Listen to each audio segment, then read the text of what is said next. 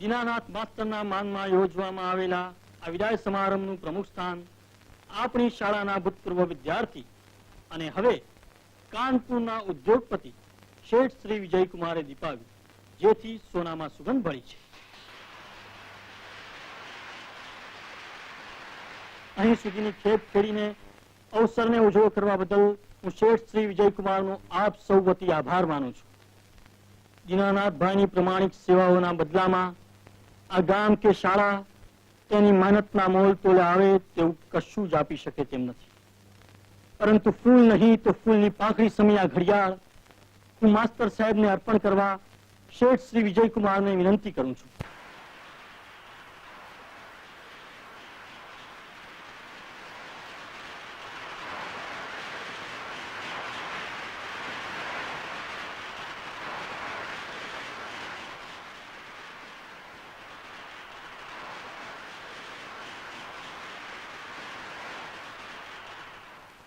મારું જીસમ આ ગામની ધૂળથી ખડાયું છે, પરંતુ જીવન તો માસ્ટર દીનાનાથે ખડ્યું છે.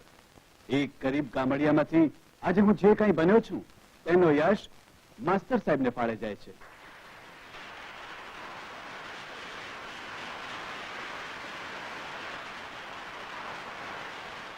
એક પ્રામાણિક શિક્ષકનું જીવન પણ કેટલું વિચિત્ર અને વસમું હોય છે. તેના હાથ તળે તૈયાર થયેલા વિદ્યાર્થીમાંથી કોઈ ડોક્ટર બને છે તો કોઈ ઇજનેર, કોઈ ધનપતિ વ્યાપારી તો કોઈ ઉદ્યોગપતિ, પરંતુ એક શિક્ષક તો ત્યાં ત્યાં જ રહે છે. માસ્ટર દીનાનાથની નિસ્વાર્થ સેવા સામે મારું મસ્તક ઝૂકી પડે છે. દીનાનાથજી સમા મહામાનવની હાજરીમાં હું એક છોરું વધુ તો શું બોલું, પરંતુ અહીં વિતાવેલા મારા વિદ્યાર્થી જીવનની યાદમાં શાળાને હું મારા તરફથી ₹50,000નો ચેક અર્પણ કરું છું.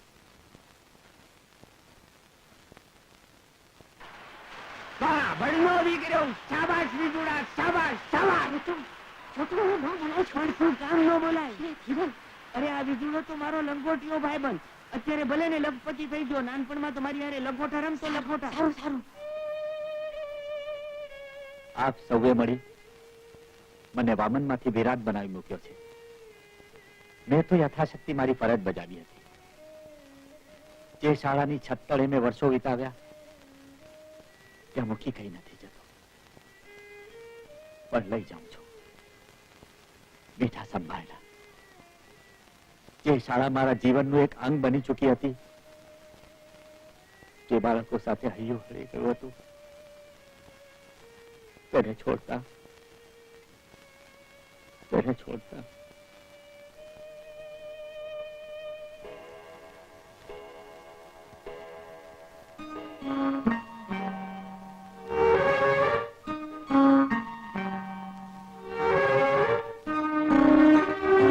ક્યાં જાવ છો?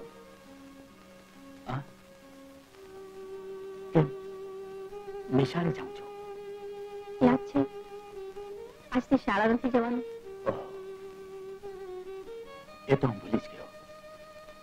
હવે તો શાળા એક સમણું બની ગયું છે. છતાં હું ત્યાં સુધી એક આંટો માર્યો.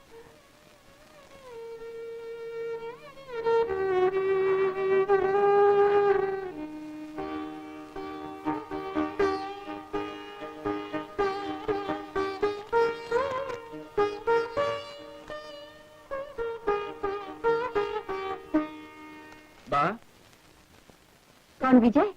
આવ બેટા આવ. આમ ગરીબને ઘેર ક્યાંથી? બેસ. ના બા, મારી પાસે એટલો સમય નથી.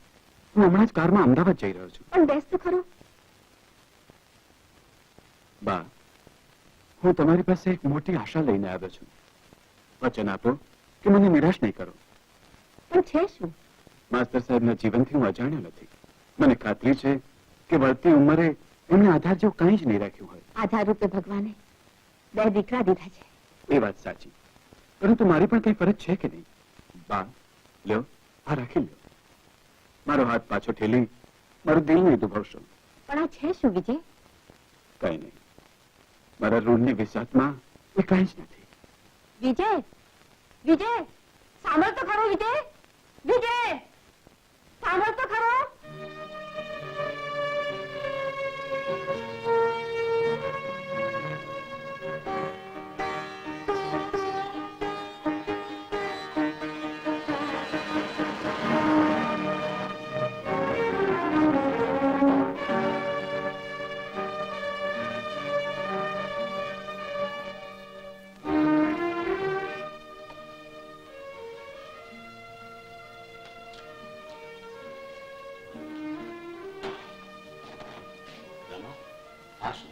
રૂપિયા 25,000 છે, પૂરા 25,000.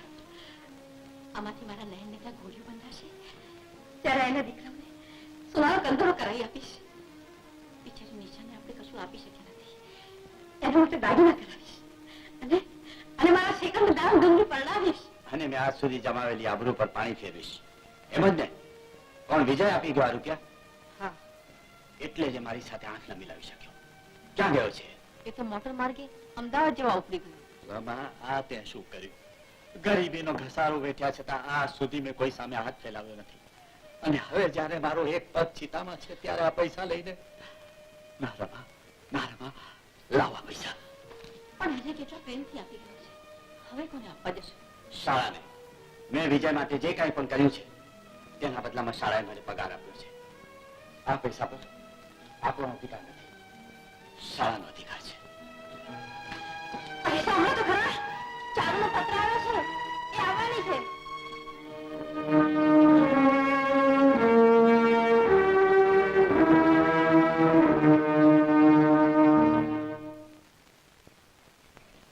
બેન, માસ્ટર સાહેબ ઘરમાં નથી? ના, દોડધામમાં પડ્યા છે. દોડધામ? હવે રિટાયર થઈ ગયા પછી ટાયર્ડ થવાની શું જરૂર છે? શેની દોડધામમાં પડ્યા? શું કહું? પેલો વિજય બચારો મને 25,000 રૂપિયા આપી ગયો હતો. તારા બનેવી મને વળી ધકીને એ રૂપિયા સ્કૂલને સોંપવા ગયા છે. એક બીજો કોઈ આશરો રહ્યો નથી અને ઉપરથી બેન, રોમા બેન, તું કે ને તું કેટલા રૂપિયા હમણાં લઈ આવું? ના ભાઈ, તારા રૂપિયા મારે શું કરવા છે? તારું મારું એટલો પારકો થઈ ગયો? અરે બેન, આપણા બાપ દાદા જે માલ મિલકત દુજાણું મૂકી ગયા છે ને એમાં તારો અડધો ભાગ છે. અને નાનપણથી મા બાપ વિનાના મને એને માસ્ટર સાહેબે તો ઉછેરીને મોટો કર્યો છે. તારે માટે પ્રાણ કાઢી આપું? છોટું, આજે ચાલુ આવવાની છે. હા. તારા સાહેબને તો યાદ નહીં સ્ટેશને જવાનું. તું અત્યારે સ્ટેશને ચાલી જા. સ્ટેશને? અરે પણ બેન, આપણા ગામમાં ગાડી કોઈ દિવસ ટાઈમસર આવી છે? અને જો ટાઈમસર આવે તો સમજી લેવાનું કે એ ગાડી ગઈકાલની હશે. તું જા ને હવે. હા. અને જોજે પાછું રસ્તામાં કોઈનું ભલું કરવાના બેસી ના ના, જો મારે શું, હું તો જઈને સ્ટેશને બેસી સ્ટેશન માસ્ટર એટલે ગપાટા મારીશ. પછી ઊંઘણથી ઊંઘી ગયો છે તો બચારી ગાડી સિગ્નલ પર ઊભી ઊભી જ થાકી જવાની. તું જા. અલા, હા, જાઉં. તમે આ પૈસા સ્કૂલને આપો છો એમાં તમારી મહાનતા છે, પણ દીનાનાથભાઈ, જીવન એકલા આદર્શ પર નથી નખતું, એને આધારની પણ જરૂર પડે છે. લાલચનું આંગણ બહુ લપસણું હોય છે સાહેબ. મેં આજ સુધી મારા પગ મેરુની જેમ અડીખમ રાખ્યા છે. હવે જીવનની આખરી ઘડીએ લપસીને શું કરું? રે બેલરિયા ડોલે રે, ફૂલે રહી બેલ. કોણ છે? છોટો કોણ છે? છોટો મામા, કમાલ છે, હું માસ્ટરનો હાળો એટલે આ ગામનો મામો. અરે જમનાદાસ, કેમ ચાલે તમારી રામલીલા ઓલી નાટક કંપની? અરે શું વાત કરું ભાઈ સાહેબ, હું તમને જ શોધતો હતો. આલે લે, કેમ, શું થયું? શું વાત કરું ભાઈ સાહેબ? તો માંડી વાત. ના ના, મારા રાવનો અવાજ બેસી ગયો છે અને મારા હનુમાનનો પગ મરાઈ ગયો છે. હા, તમે તો ઊંટ વિધું જાણો છો? અલ્યા હનુમાનના ભાઈ, તું બોલે છે એવું કે રાવણને હડફેલ થઈ જાય? ઊંટવાય જ નહીં, અડધો ડોક્ટર છું, ડોક્ટર. એ તો જે હોય તે, પણ તમે મારી સાથે જલ્દી ચાલો. ક્યાં? હા, બાજુના ગામ રામપર. રામપર? હા. ના હો, આજે તારી યારે રામપર આવું તો મારી બેન મને વટે. કલકત્તા થી મારી ભાણેજ આવી રહી છે, એને ટેસ્ટને તેડવા જાઉં છું. હા, અરે પણ મામા, તમે ક્યાં ચાલ્યા? ગાડી તો 4 કલાક લેટ છે. હવે જા જા. અરે પણ મામા, મને મામો બનાવે? ના ના, તમારા સામ તમે જલ્દી મારી સાથે ચાલો, નહીં તો મારો ખેલ બગડી જશે. રેવા દે જમનાદાસ, આપણે કોઈ દી કોઈનો ખેલ નથી બગાડવા દેતા હો. અરે ઓલો રાવણ રાડું ન પાડે, હનુમાન ઠેકડા ન મારે તો રામલીલા થાય ક્યાંથી? હાલ પછી? હાલ બધું ઠેકાણે પાડી દઉં. હાલો, હાલો.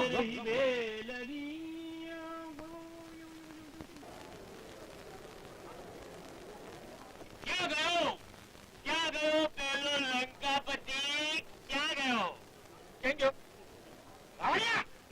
હાલો, હાલો. એ! ડરાવે છે? માવાને બીવડાવે? આ છે તમારો રાવણ. લે ગટગટાવી જા. પણ આવાજ તો મારો ઉગડી જશે ને. હું ખવડાવો છો એને? કઈ કંપનીમાં કયું તેલ વાપરો છો? નહીં ઉગડે, નહીં ઉગડે, બેહી જાય બધો અવાજ. હા, આને માટે છે. લે પી જા, તારો અવાજ ઉગડી જશે. જા. અરે પણ એનો અવાજ નહીં ખુલે. પડદો ખુલી જશે તો હું ખુલી જાય. નહીં ખુલે, બંધ થઈ જશે. કંપની સાથે બધું બંધ થઈ જશે. અને હનુમાન, હનુમાન ક્યાં ગયો? ક્યાં ગયો પેલો બજરંગ બલી? જા. આવો, આવો. હનુમાન બજરંગ બલી થઈને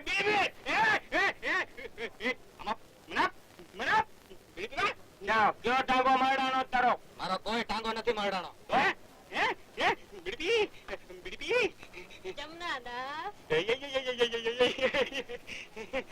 મરી ગયો, થઈ ગયો, ખલાસ થઈ ગયો, થઈ ગયો. પણ શું થઈ ગયો?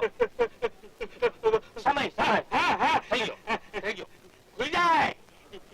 પડદો ખુલી જાય. હા, પણ તારો અવાજ નહીં ખુલી જાય. અને શું કામ હાજો હારો છો તો નખરા એનો કરતો હતો? એ તો મારો પાઠ આવશે ને ત્યારે ખબર પડશે.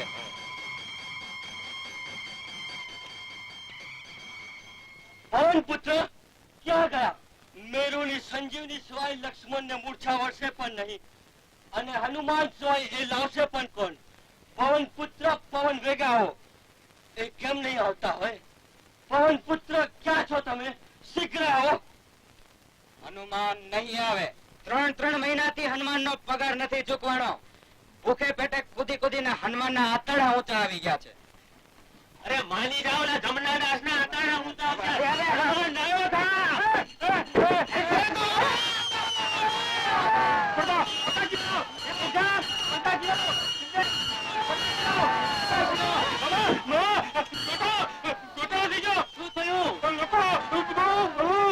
હું શું કરું? તમે ગાયન મમા મમા. અચ્છા અચ્છા, જમાવી દઉં છું. હા, છોકરીઓ ચાલો શરૂ થઈ ગયો. ગાયન મમા મમા.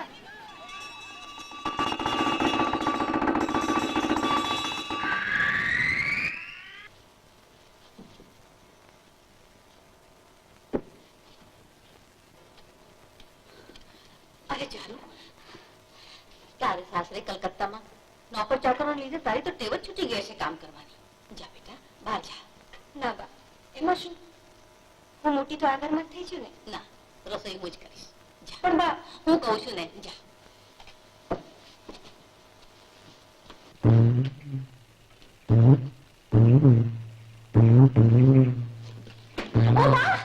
હું છું.